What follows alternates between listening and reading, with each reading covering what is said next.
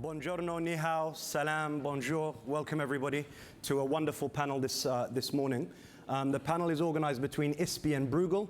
My name is Adel Hamaizia. I must start with a small disclaimer and apology. Unfortunately, does anybody notice anything bizarre? Yes, indeed, it's a manel. So due to cancellations, we've got loads of important people to join us. So we're delighted to have men on the panel despite the manelization this morning. The idea is that we have both officialdom experts, analysts, and commentators that will be sharing their thoughts on what has become an en vogue topic in China MENA. As you can see, the topic is along the new Silk Road, aka BRI, China and Middle East relations. So the idea is to really engage with BRI this morning and think about how the Silk Road is metaphorically being woven into the Middle East and North Africa. So what is BRI? It's a Chinese Marshall Plan, $1 trillion plus. It's everything and anything that you want it to be. And I'm trying to provoke some thoughts from Chinese colleagues. It connects land, sea, digital, across continents, and aims to be the connecting project of the 21st century. Quick quiz question, just to engage you guys, to ensure that everybody's woken up. Does anybody have a number on how many signatories we have on BRI thus far? Chinese aren't allowed to answer your question. Anybody? 152 countries are signed up as of this morning. And by mid-2019, we had 21 MENA countries signed up, 18 of which are from Arab states. So since the BRI launched in 2013, Chinese investments into MENA have been estimated at $106 billion, and China's trade with 22 Arab countries comes in at $244 billion. Sino-Iranian trade, $36 billion. Sino-Israeli trade, $13.9 billion. And Sino-Turkish trade, $21 billion.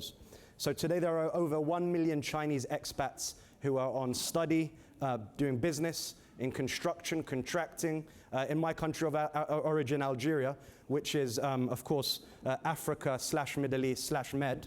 We have 96,000 construction workers of the 250,000 that reside on the continent of Africa.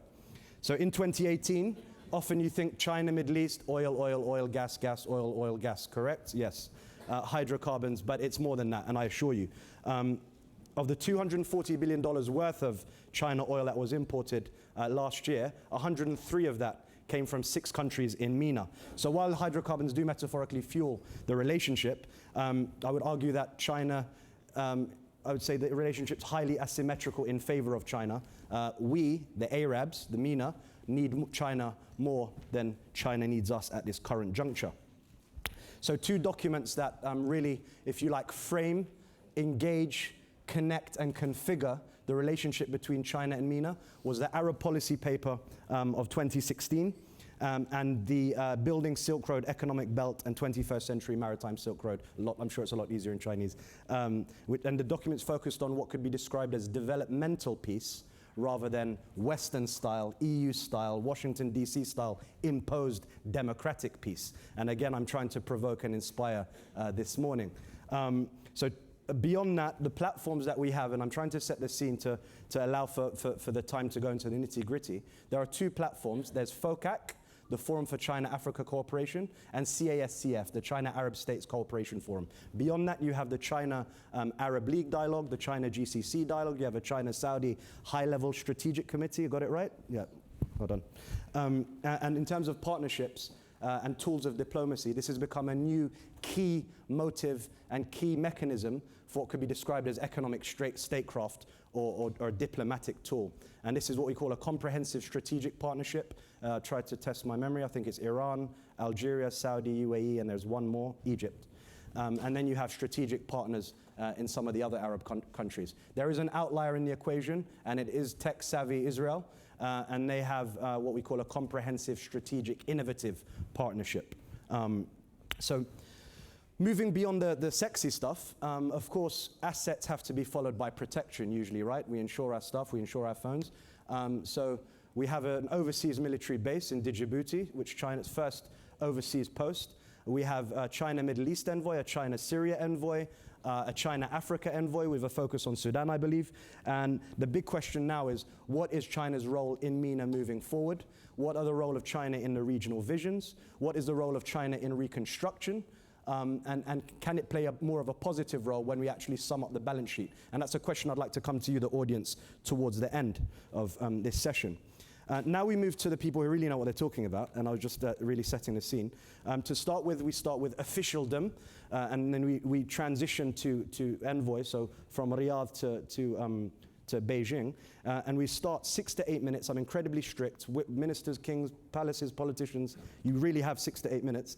And we have Hamad al-Bazai, Deputy Minister of Finance, largest economy in the region, Saudi Arabia, please, taking us through Middle East-China relationships and the GCC. Thank you very much for this very interesting introduction, and I would like to thank organizers for inviting me to this very important forum, and for sure I welcome everybody in this room coming here to listen, and I hope that with my colleagues here and on the panel we'll be providing or at least saying something of interest to you. Thank you for this very informative introduction. I am afraid that you left nothing to us to speak about. Actually, I collected some numbers. I was gonna say them. You have even more recent ones. So I will not say any numbers because you have a better information than mine. But anyhow, thank you again. And you said it. There is a growing interest of the relationship.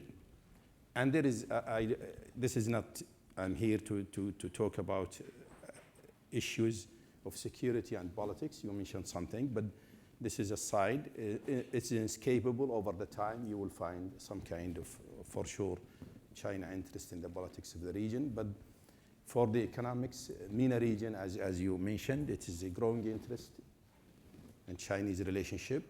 You mentioned the forum, the Arab-Chinese Forum, the GCC, Chinese, the countries that signed to the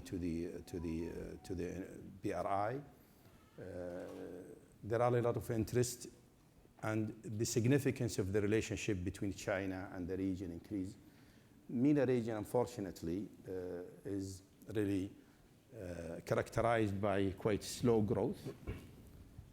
Maybe compared to other regions in the world, maybe it's of less connectivity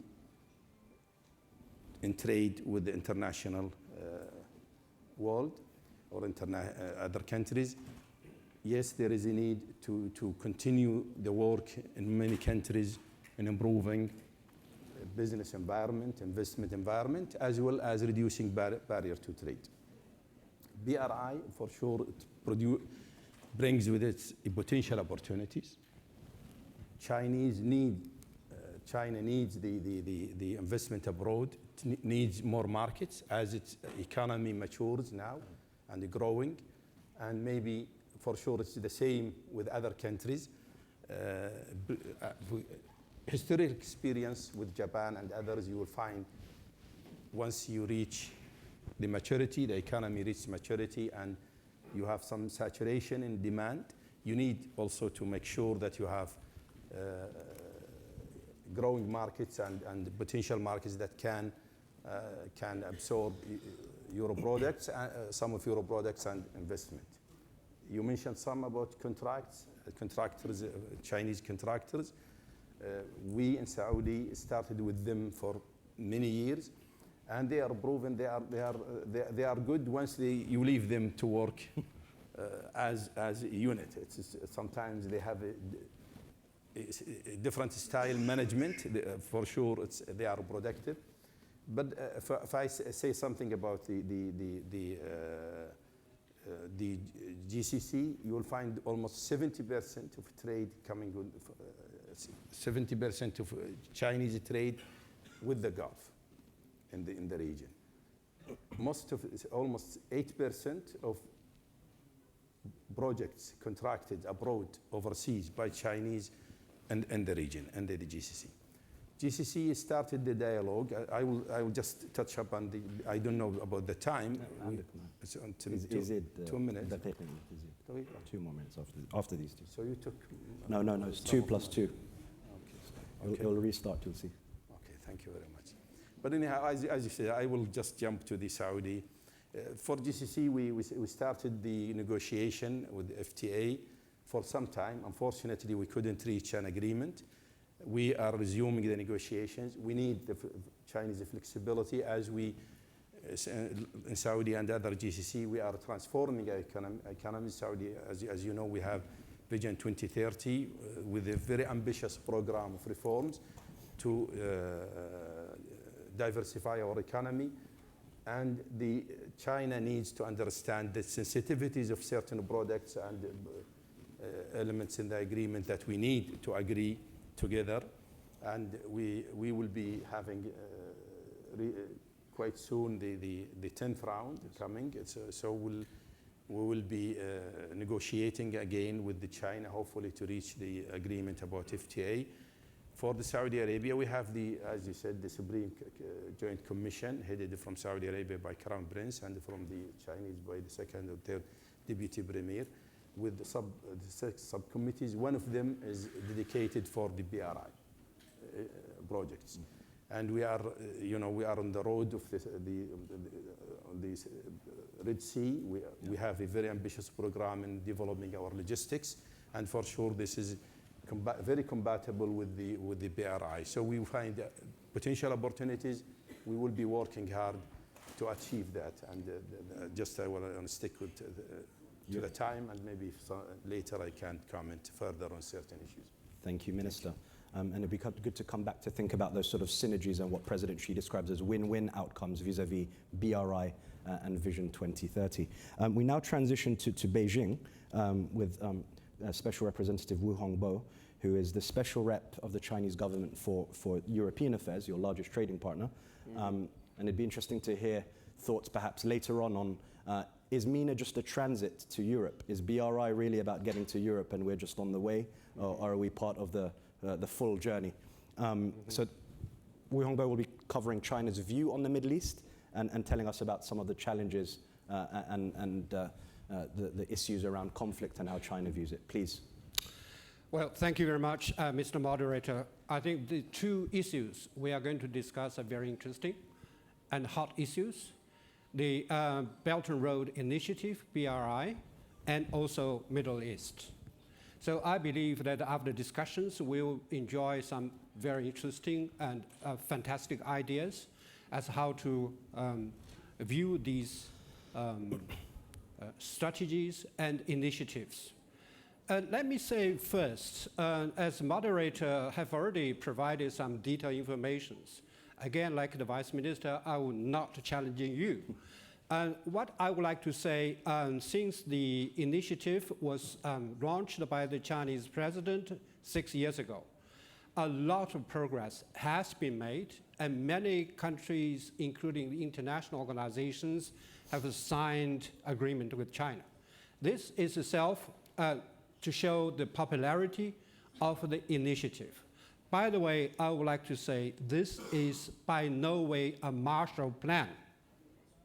It's a Chinese initiative, but owned, shared by the whole world. We work together and we share the benefits.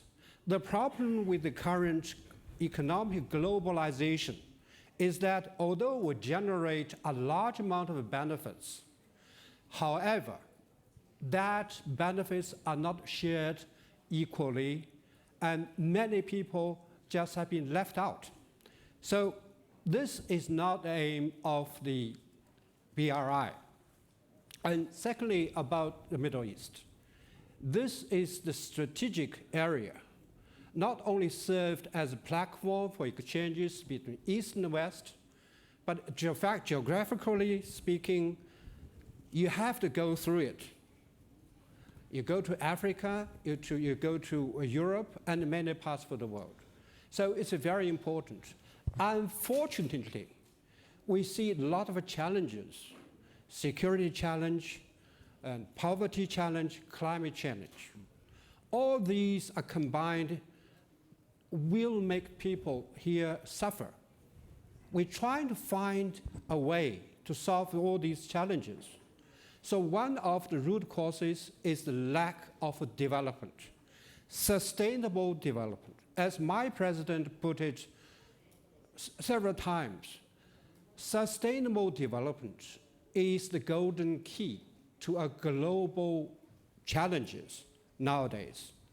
I think this is the way we think we may find a solution to the challenges in this area and the world over. Now, the role of China. I would say the role of China has been very positive all along. And we have been saying repeatedly, China will never interfere in the internal affairs of any other countries. We will not seek sphere of influence or geopolitical gains. We make our own judgment independently, according to the case, merit of each case. We are not being coerced to think by any other foreign powers. So independence is very dear to China and to its foreign policy. And we also like to say we are contributing to the Middle East. For instance, we sympathize with people suffering in this region. China donated $2 billion, 2 billion RMB, that's Chinese currency, as aid to countries like Palestine and Syria. And we also provide 1,800 peacekeepers in this region. You could see the Chinese peacekeepers in many countries in the region.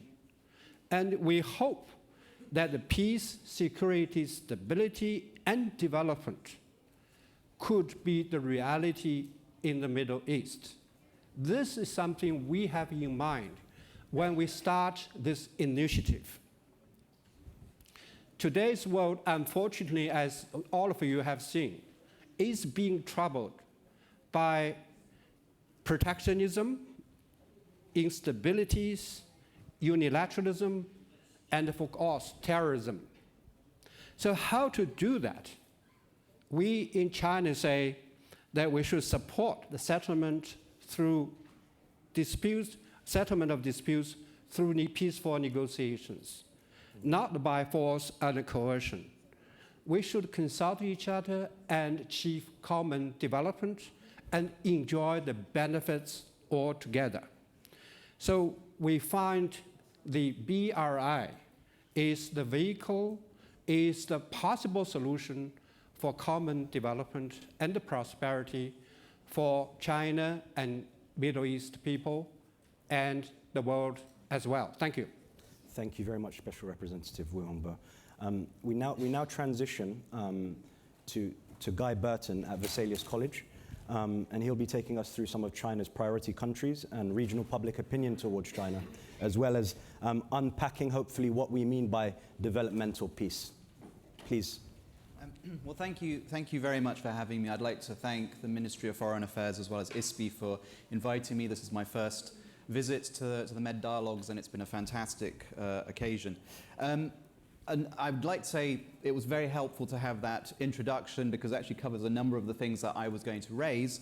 But in sort of the 6 minutes that I have, I wanted to say a little bit about, sort of how China views the region, because obviously it's a little bit differentiated rather than sort of seeing it as a uniform region, and also a little bit about sort of public opinion as well. But I also wanted to provide a little bit of context. I think that's the reason I was brought into this panel, and just to sort of take us back a little bit, because I think there's been a lot of interest and a lot of attention in China and the Middle East in the last few years, and often we sort of present or see China's presence there as almost like on a blank page, that it's sort of come from nothing. But the truth is that China has been present in the Middle East for a number of decades. Its first point of contact was in the Middle East, from the mid-1950s when it first made diplomatic relations with Egypt under Gamal Nasser.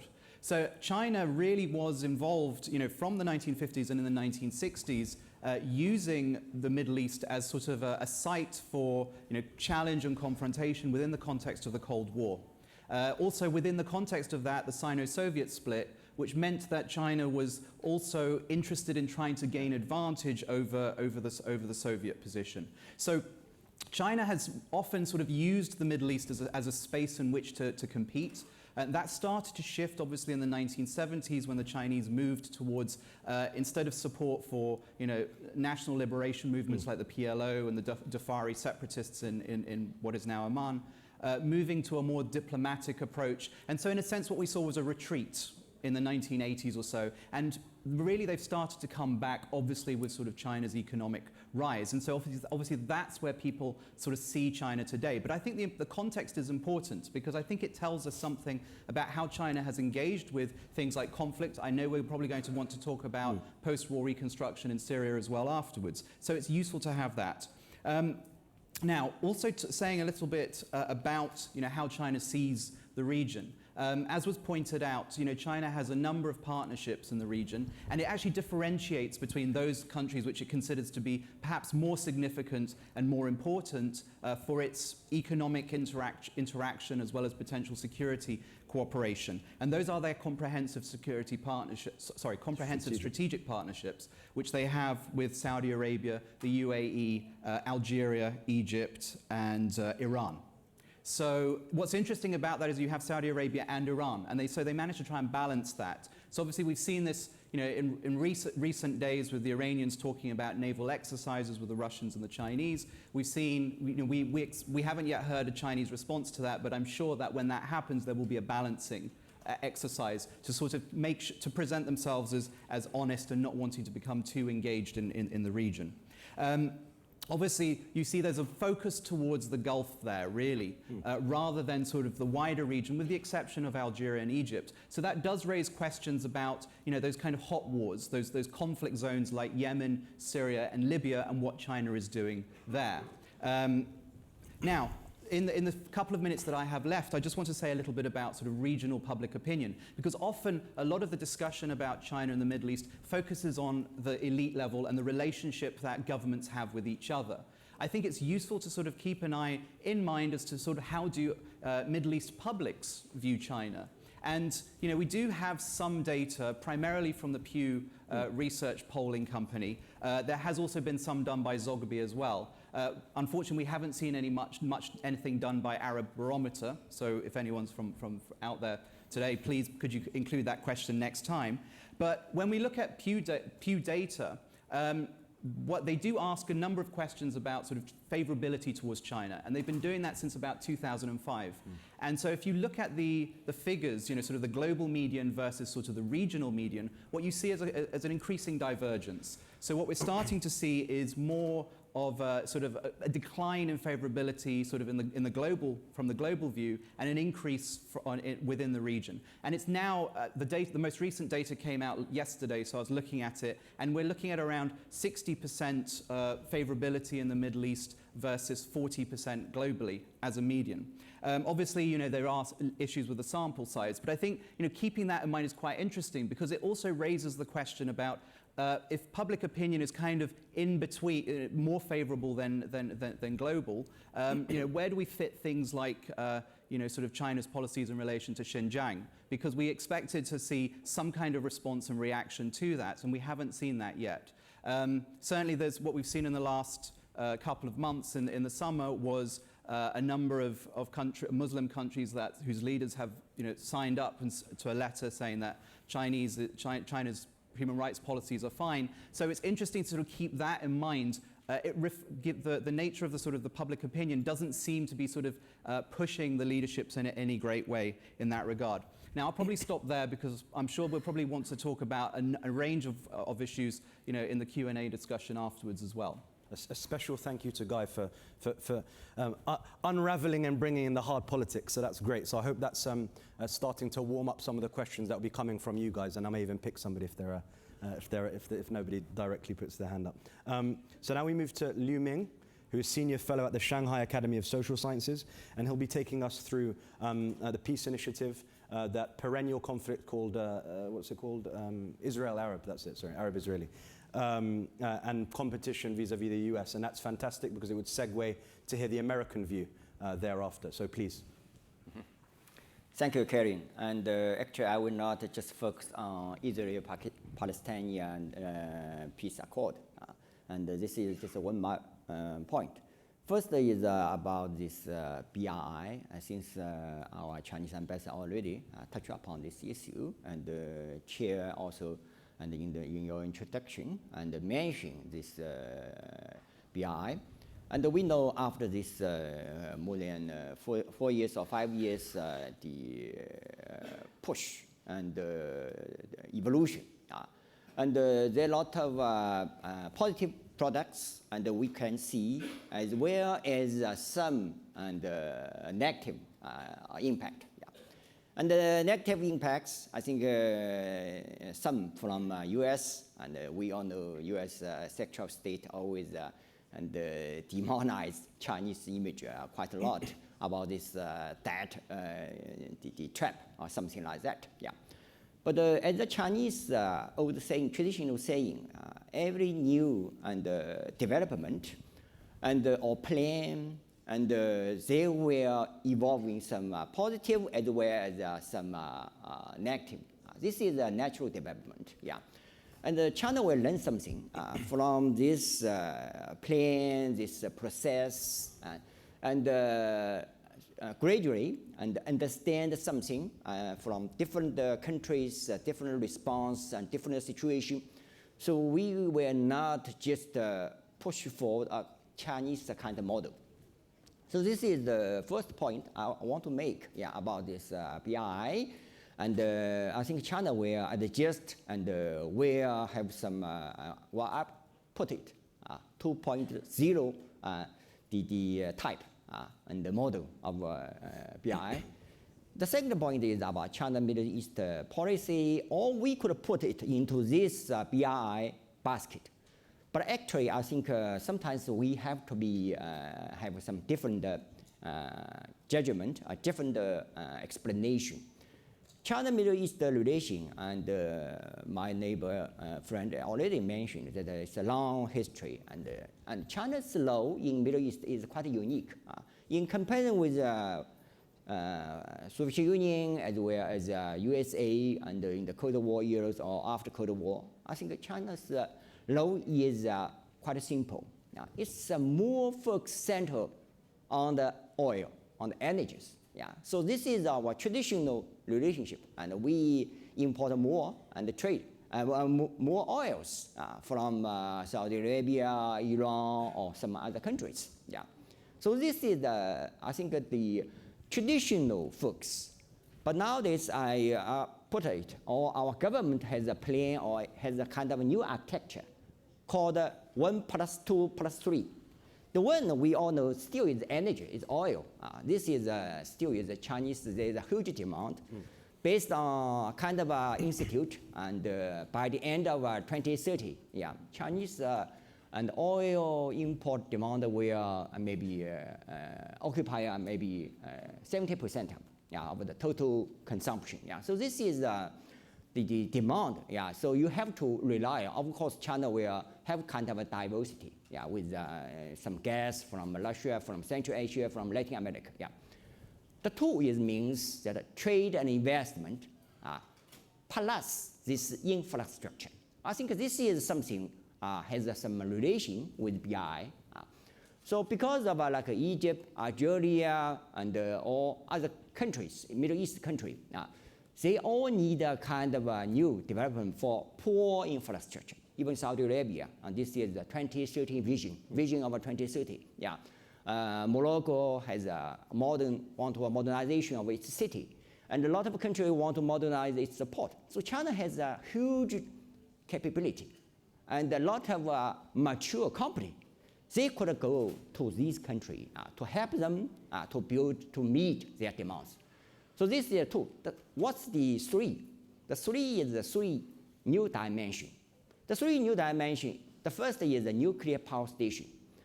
You know, Saudi Arabia and several other countries, they need some kind of new power station. So China has some experience, yeah. So China would provide. The second is about space satellite. I think we already, set up some space production, assembly, testing center or something like that, yeah. So these countries need this one. And the final one is about new kind of energy.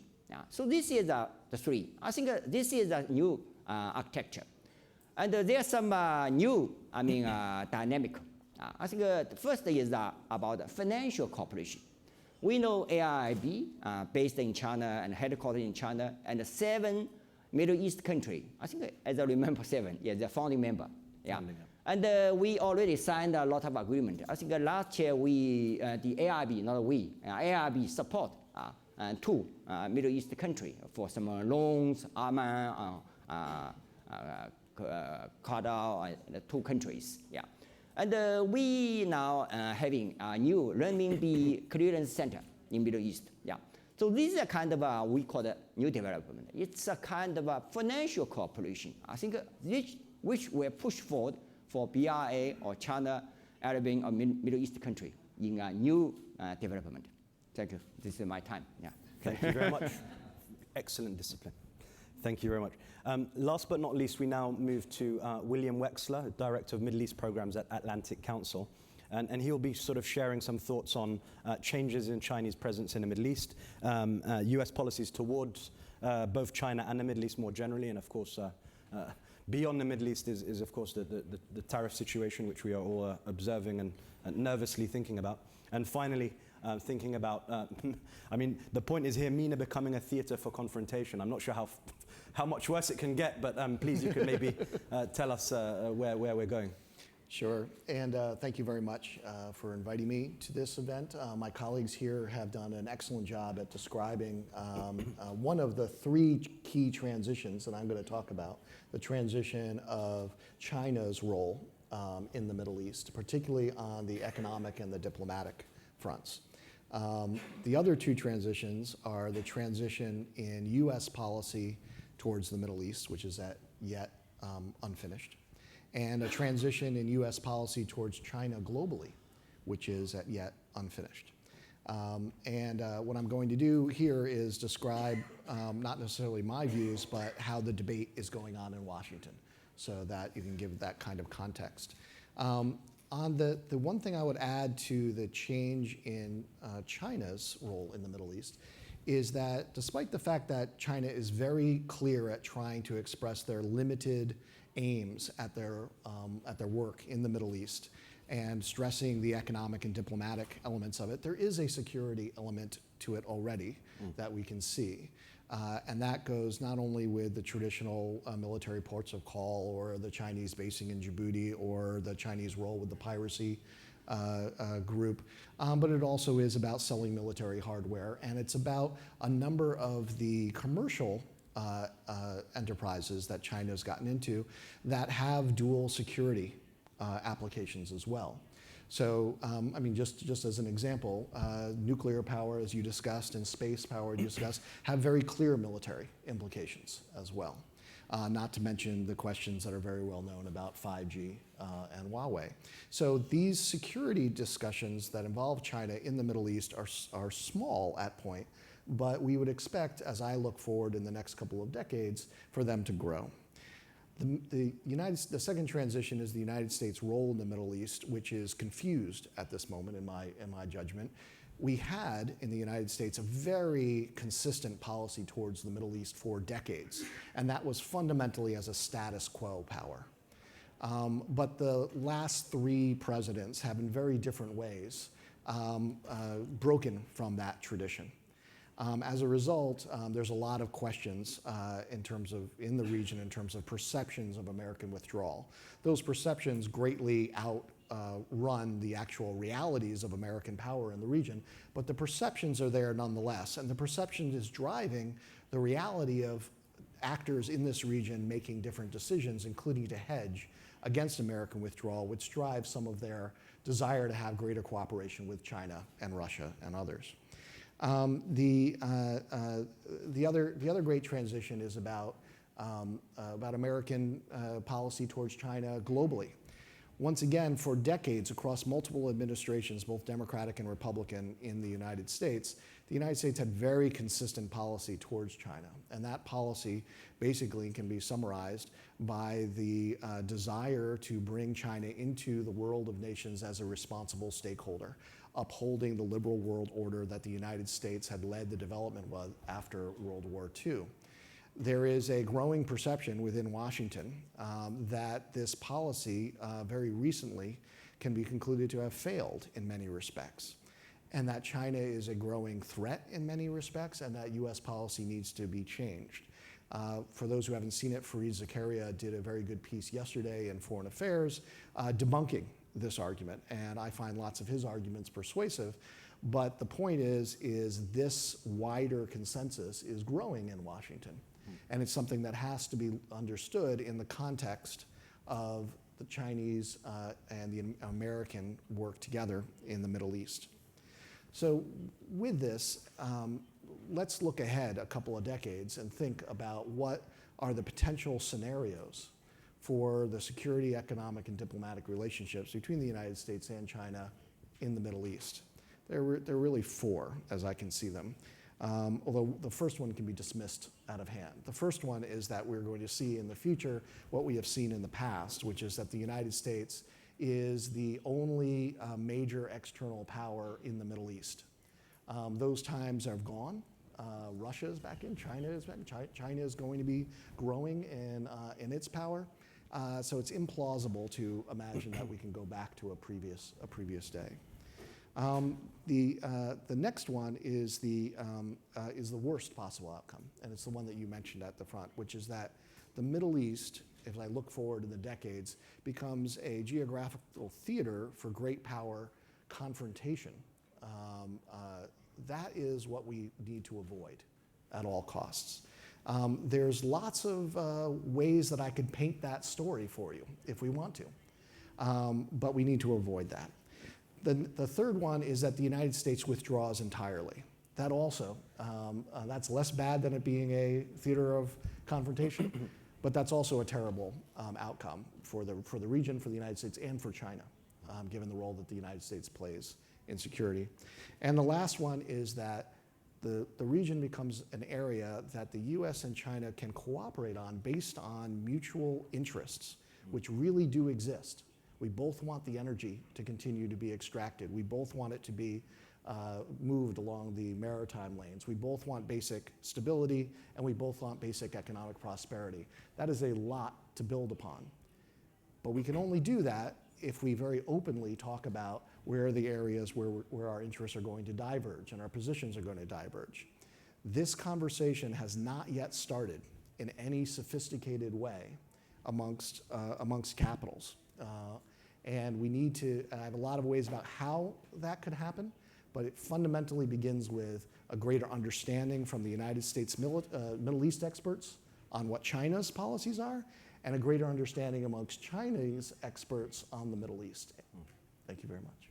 Thank you very much, William. I think everybody will agree we've had a real tour d'horizon which has really worked very well, and I'd use the term complementary and the word complementary for the insights.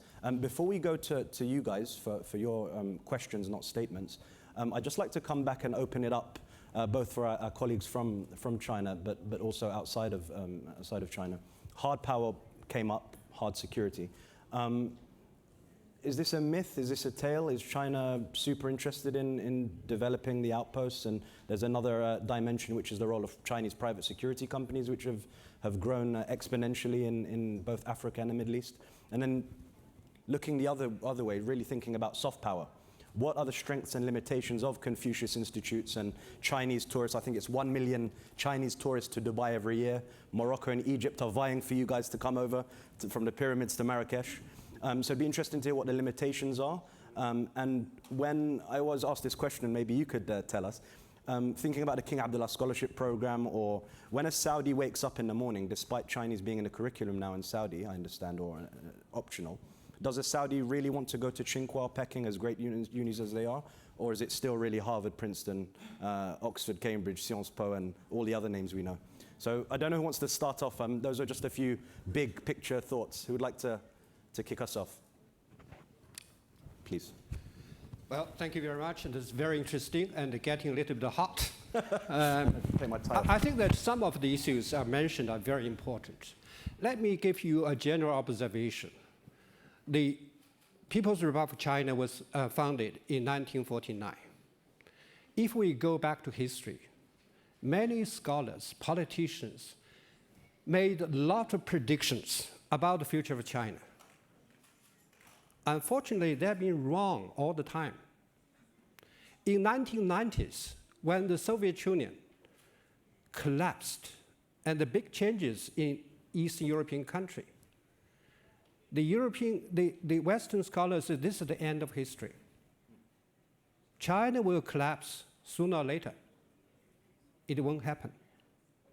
Then in last 80s or 90s, China has economic difficulties.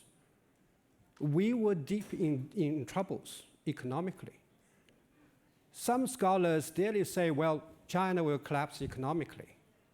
It did not happen. Over the past, say, nearly 2 decades, or 19 years, starting from 2000, China is catching up dramatically. So people may ask, such a country under unpopular dictatorship is growing so fast, is close to the tail of the United States, who is not very happy. So something China has done well or did right thing.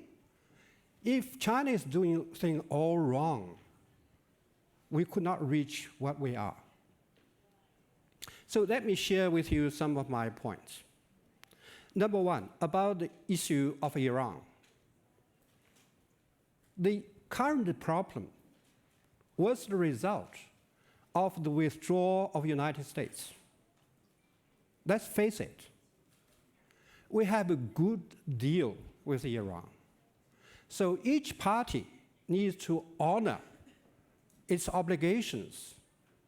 With one party withdrawing, you do not expect other parties to keep their words. That's the problem. Now, I heard about the issue of Xinjiang, and perhaps we hope there will be more reactions in whichever way in the Arab world, in Middle East. Let me say this. The United Nations passed resolution asks all the countries which are being influenced or being threatened by terrorism should give education to those who have terrorist influence, to provide job opportunities and training, so they will find a life after that. China was doing this exactly. Over the past 3 years, no terrorist attack take place in China, in Xinjiang province. So you say, well, you see off the place, nobody can go. Wrong again. Over 1,000 representatives, including ambassadors, journalists, and from Middle East, Muslim countries, in 70 groups, visited Xinjiang. They filed reports positively back to their home. They also recommend to the High Commissioner of Human Rights Office that China's practice should be looked at in a positive way because it effectively prevents potential terrorist attacks.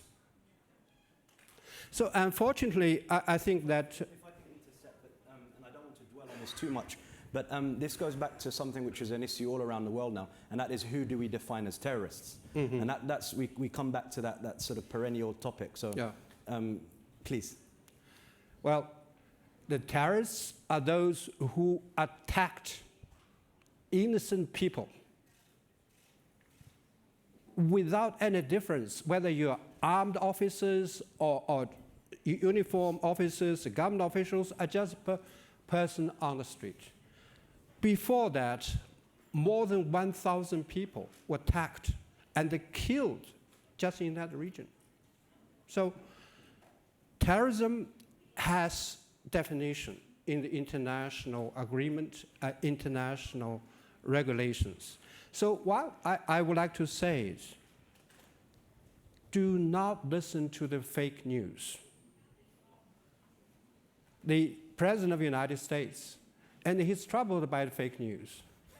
But now some other institutions are also being troubled by the fake news. I feel sorry for the US legislature. They are so busy because they are approaching to Christmas. They should have their own job done before they go to their holidays. But they are busy legislating on Taiwan, on Hong Kong, then on Xinjiang. I think I would not be surprised if you would legislate on other parts of China. Thank you very much. What I will ask, these are very important topics. The macro is relevant to the sort of geoeconomic and the regional, but we want to try and maintain China-MENA in the rest of the discussion. Please. Right. Thank you very much. Just I want to comment on what was said regarding the positive attitude in the region compared to globally. I think in the Middle East and in GCC, the views about China it's not on the political side. And yes, they are always in the past, just to commend the Chinese really, in the past always they identify themselves as a developing country. They Still always, do. with the United Nations, sometimes they meet with 77 plus China, and they always share many of the interests of the, but this is why the positivity, and they are coming to the region economically. I don't like to talk about politics or security, but it's now the time. I think, yes, BRI being viewed by some as a way of hegemony or neo-hegemony or superpowering the China and the world, but again, it is viewed as economic opportunity, be it in finance, be it in infrastructure, be it in trade. And for sure, the region needs more trade, more investment, especially in infrastructure, as I said. Many countries in the region, they have a very huge infrastructure gap. It was mentioned that IIB, the 7 Arab countries from the region, the 7 countries constituency, Saudi Arabia is one of them, and the shareholding of the 7 countries, Saudi Arabia share is 50% of that. It's one of the founding members of the IIB. It's based on our belief that the region needs more investment in infrastructure and needs more private sector money coming from outside to help and to benefit from the opportunities there. Can I follow up and ask a mini question? And that is, and this speaks to the idea of China being an incredible model for regions which are less democratic in Africa and the Middle East and beyond. And the question is, for example, we don't have to think about Saudi Arabia, but more generally, there's a tender for je ne sais quoi, a port, a piece of infrastructure, not Jazan, it could be anything. You have a Chinese contractor, you have a European contractor with all the baggage around human rights and accountability, or you have speed, quality, depending, and of course on price. So is that, when thinking about those variables, does China become even more of a sexy and attractive proposition as an investment partner and infrastructure partner, given their non-interventionist, non-judgmental approach to doing business?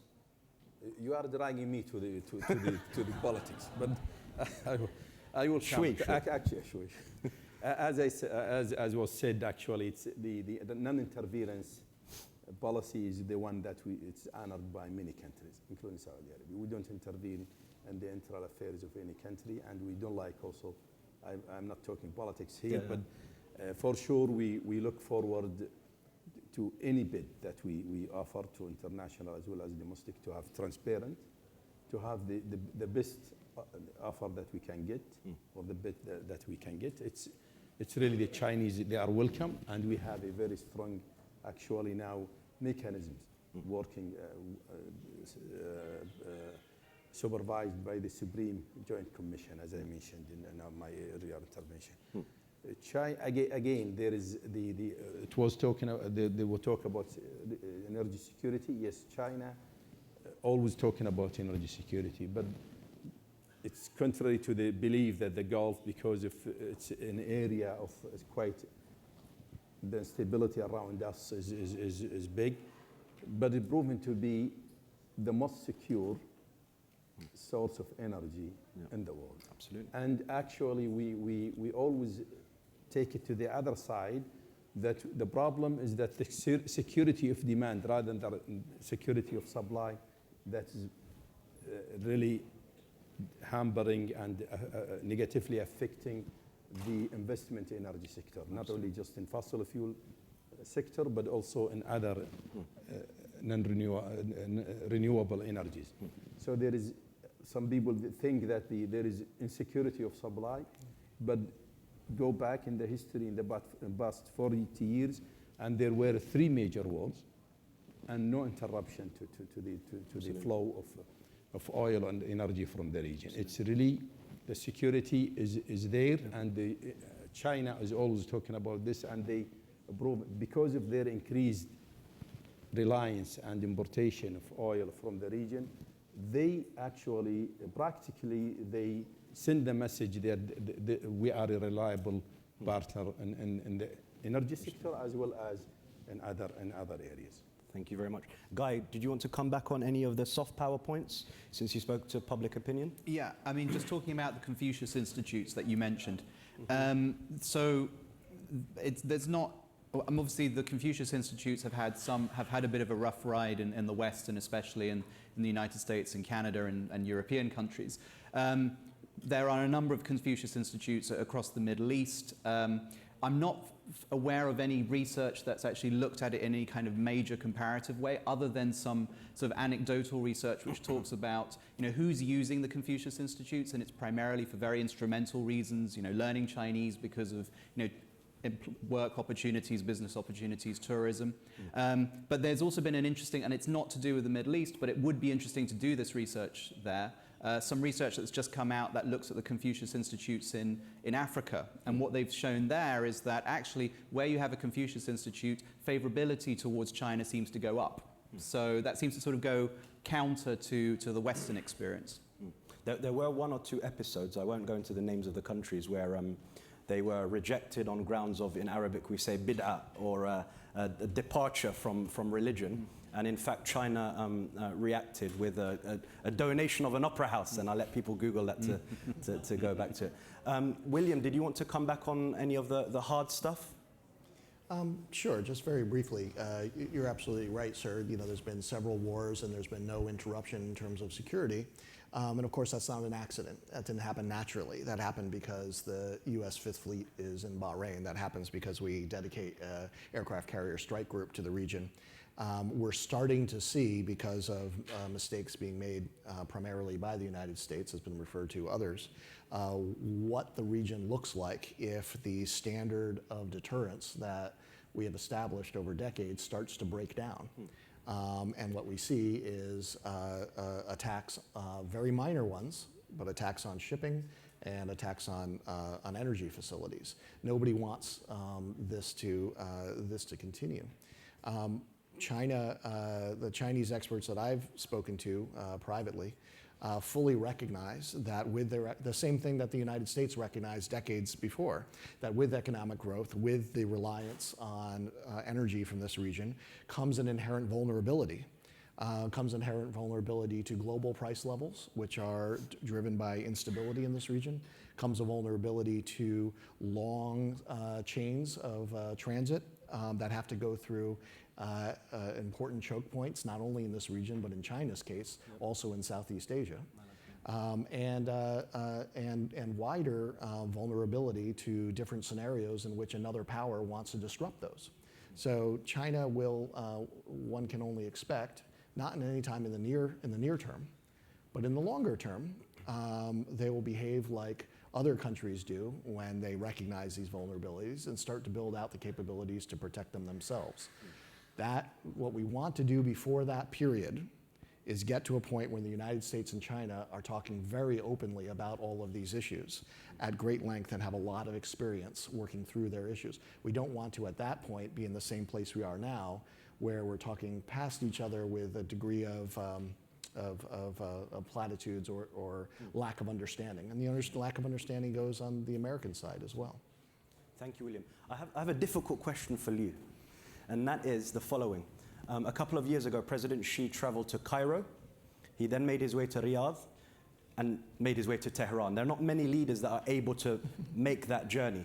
Now, the question is, moving forward, thinking about everything from the Western Sahara in Algeria, Morocco, to Syria of reconstruction, will we get diminishing returns on non-intervention? Will there come a point where we have to pick sides and, of course, go with wins on a balance sheet and losses, and win-win may become untenable, unviable, unsustainable? I have 2 points to be shared with the audience and with our panelists. First, I want to give some comment on the relationship between development and value. As Karen mentioned on this point, I think it's very important. China, and William said a lot of things, I think which is similar to the US. China will go that path. But I disagree with you. Yeah, China is different. I don't say cultural or history is different. China's, I think, the approach always were different. If I don't put it the goal or something like that. So it's not similar. So China, if we look at China's assistance policy or model as a China model, it's always different with Western. So China will attach some political condition or value, something like that. Yeah, but China has its own experience to be criticized, to be intervened by the US, by the West. So China don't want to, engage in that way. So this is the different kind of China's characteristics of a Chinese assistance policy or BI policy. I think this is one point. The second point is that if the resources is not enough, if China has its less capability to pursue a kind of a Western policy goal, China will focus is more on development. So as a Middle East country, we all know it's very complicated.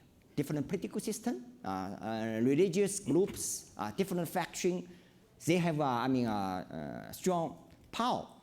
So you could not expect these countries will accept China's any kind of political condition. Yeah. So what China will do, just give them some loans. We talk some about, as you said, win-win cooperation for development. As Deng Xiaoping always said, development if you take first, then you could talk something about the qualification, about international standards, about the values. As people's living standard improved, as their mind reshaped, I think gradually they will learn more things. As for China, when you push forward, process this kind of development or assistance, I think gradually China, apply this kind of international standard into some kind of cooperation. The second point I will be short. And in the international relations series, always there's a concept called secularization. Why put sometimes secularization too much strategic? Now, if everything we think in that strategic implication, that will be difficult. Any kind of cooperation will be difficult to implement. Yeah.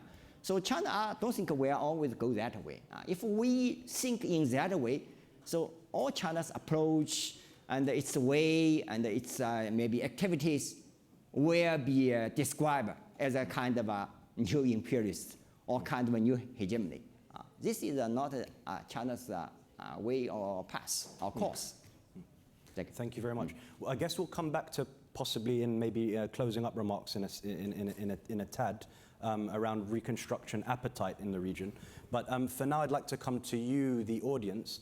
So what I'm going to ask for is your name, your affiliation, and your question, not your statement. What did I say? Question, not a statement. Thank you. The gentleman at the beginning, please. At the front, sir.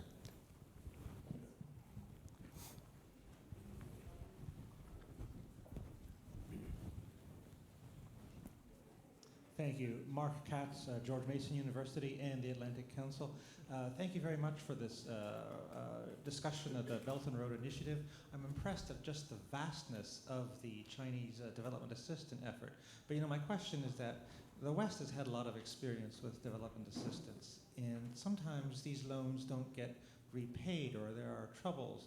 And I'm just wondering, can China avoid the same problem with such a huge program? Because when people talk about the debt trap, for the recipient countries, but I just wonder, is there also a trap for China itself? In other words, what is the risk that China is taking by making all these loans? Thank you. Thank you very much. Where do we have a colleague from Saudi Arabia, I believe?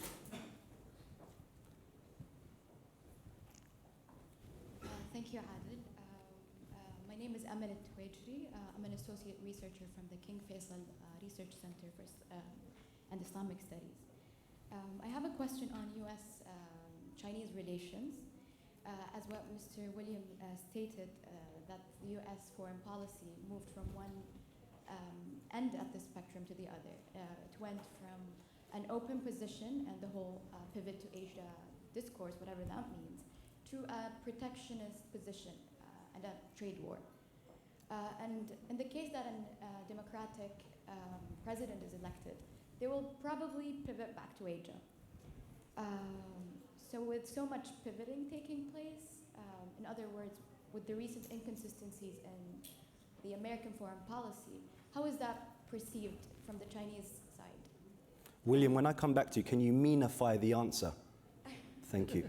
There was a gentleman. Yes, please. No, just a second. Thank you. Heinz Gärtner with the University of Vienna. Mr. You demonstrated that China is a strong supporter of multilateralism, the United Nations, WTO, GCPOA. However, when it comes to the Belt and Road Initiative, it's very much a bilateral initiative. So my question is, how can you reconcile this, or how could you to put it in different words, how can you put this bilateral initiative on a multilateral level, maybe a regional MENA arrangement or something? Thank you very much. We'll take one more. The gentleman, please.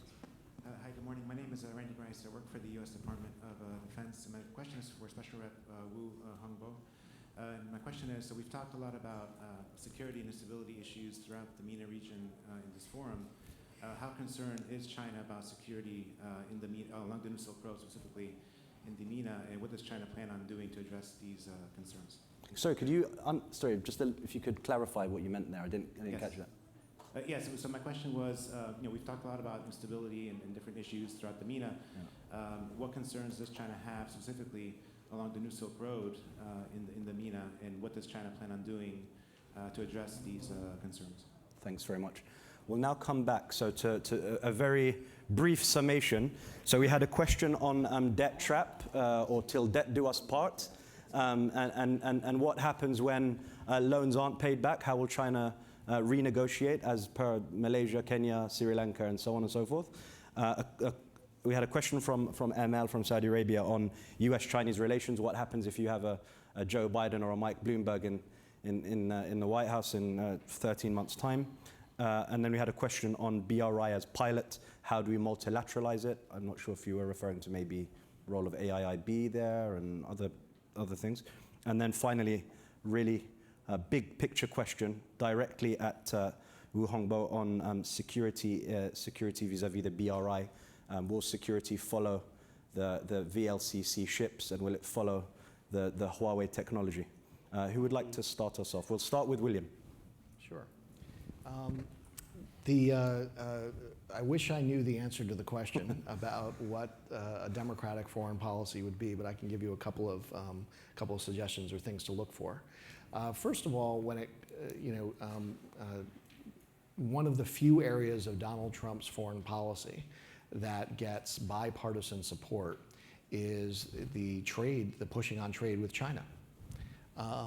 The way that he's gone about it, the priorities that he's set, those there are differences of opinion. But the notion that the United States spent decades not pushing China, and that is perceived to be a failure, is something that is that is very prevalent amongst both parties. That's one thing. When it comes to the Middle East in particular, my hope is that we have a real opportunity in the next president to go back to the traditional American approach to the Middle East, which is fundamentally a status quo power, working with our traditional allies and partners in the region. We've had, just very briefly, we've had 3 presidents in a row that have gone in a different direction. President Bush did the first time a war designed to change the status quo instead of protect the status quo. And his failures in execution raised questions about the basic, competence of American power. President Obama, who I was very proud to serve, but his priorities that he set in the region and how they differed from the priorities of many of our partners called into question, the commitment of American power.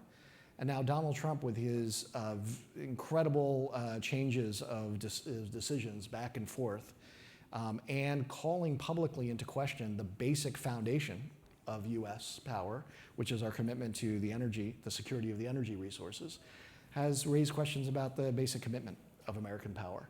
I do believe that the next president will be very consequential for the U.S. role in the Middle East. We'll either get back with some changes to our previous policy, or we will start the clock ticking towards withdrawal, which I would hate to see.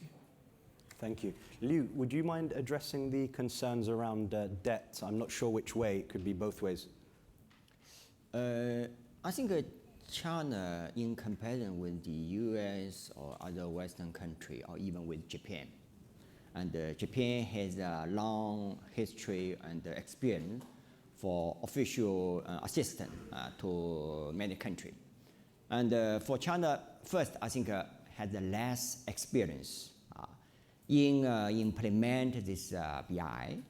I think this is something, and we found that as some Southeast Asian country, if they change their government, they want to renegotiate for some BI and some projects. Yeah. So this is something I think we should learn. And any country, when you have some new plan or new idea, if it's too ambitious, yeah, sometimes you should evaluate, make some evaluation review after 2 or 3 or 5 years, and you should find some shortcomings.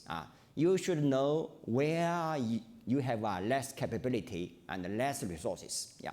So I think China has some renegotiation with Myanmar, with this port and plan with Malaysia, even maybe, I'm not sure, with this new coming president of Sri Lanka. Yeah. They will ask something new. Yeah. I think China will learn something. And in the next phase of BI, I think China will to be more cautious, more moderate. I think this is the point. The second point is that look at these countries, receiving countries. So far, these debt, if you just make an assessment on their total debt, based on American think tank or Australia think tank, there are a lot of figures. Yeah, that China provided these kind of loans or these kind of debt is still smaller. But when media try to be more focused on this point and try to be make a big fuss, then everything will be changed. Yeah. So in comparison with these countries like Maldives, because their income is limited. So for China's assistance, you should be control or limit to some level or some amount. Yeah. Otherwise, if we start percentage too much, that will be a problem. Thank you. Guy, does BRI work against multilateralism, or is it a complementary partner? Yeah, I think so the question, if I could sort of broaden that out to sort of how China views multilateralism more generally, I mean,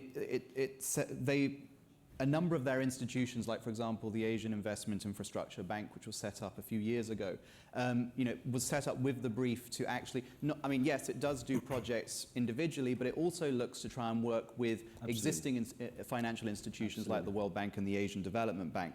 So in that sense, it's not sort of, there was some talk about a decade ago about China and sort of the other rising powers as sort of wanting to, being dissatisfied and wanting to set up a whole new world order. But it seems that it seems to be more sort of symbiotic than that. So, and also in terms of thinking about more specifically in the Middle East, yes, I mean, one of the big challenges, of course, is that the Arab League itself is a very intergovernmental organization, so it doesn't really allow itself to have that kind of multilateral collaboration. But where we had one, sort of like the Gulf Cooperation Council, China was quite keen to set up and establish a free trade agreement with the GCC, and that pretty much ran into the ground because of the Gulf crisis. So in that sense, China wasn't really unique. But I mean, so certainly China is keen to work with regional organizations, and that's also been problematic for it as well, because if you look at the case of the Libyan crisis back in 2011,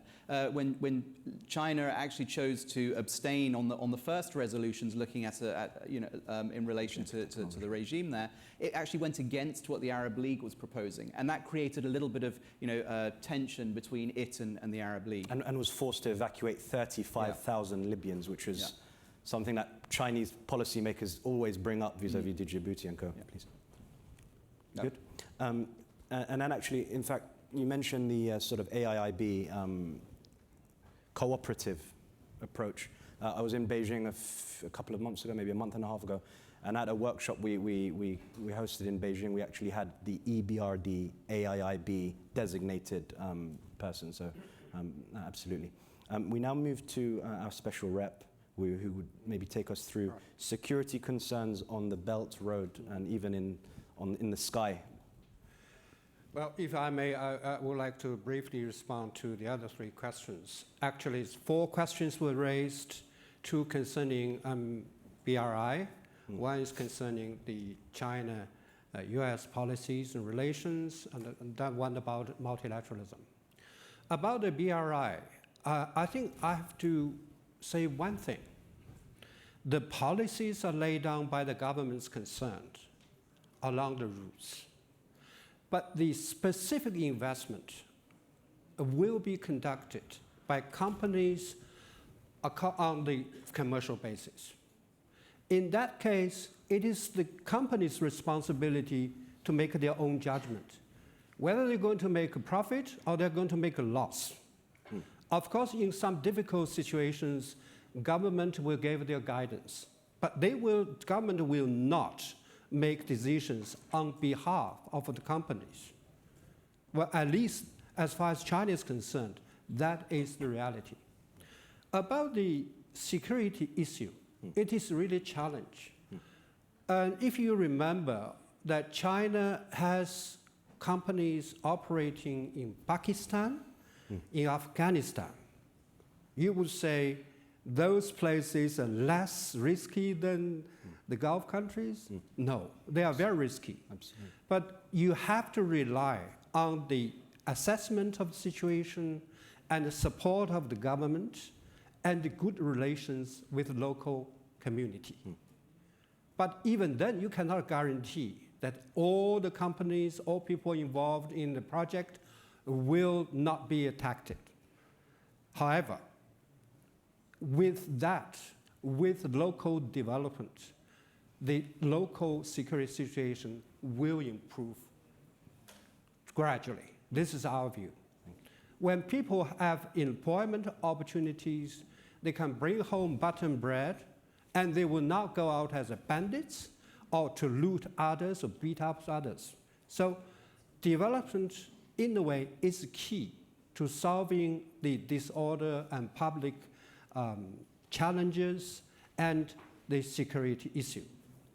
About the two issues, one about relations between United States and China. With brevity, if you can. And we in China consider the United States as a great country. We wish to work and cooperate with the United States of America. Even if they have changed their approach to China and they changed their policies. We believe when United States and China work together, not only two countries benefit, the whole world will benefit from that. Thank you. If we fight against each other, we both stand as losers, both China and the United States. Thank you very much. One word about multilateralism. Very quickly. Okay, so just one fact, more than 150 countries and international organizations, including United Nations, get involved in this initiative. We can ask ourselves, is this multilateralism or bilateralism? Certainly, it's a multilateralism. Thank you. Thank you very much. Minister, did you want to come back to any of these comments? No, just I want to mention, because I missed the point that you raised regarding sending Saudis to actually we have under the custodian of the Holy Mosques scholarship program, we already has sent, and already we have a good number of Saudi students in China studying, and you will find now many Saudis speak Chinese, and this is normal given the relationship, the growing relationship. And for the GCC free trade, just I'm representing GCC as a coordinator general of the GCC negotiation. I head the GCC, the team. Actually, the stop of the negotiation because of the change within the GCC, not because of the crisis.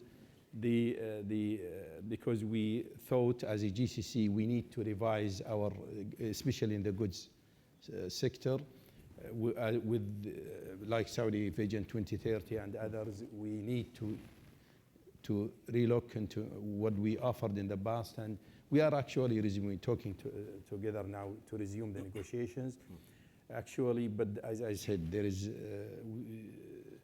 the stop because in the past, because there is a decision by the GCC not to negotiate or resume negotiation with any country that threats or impose anti-dumping duties on it. So China at once, they did some measures, what they call it anti-dumping measures, and this is why we stopped for some time.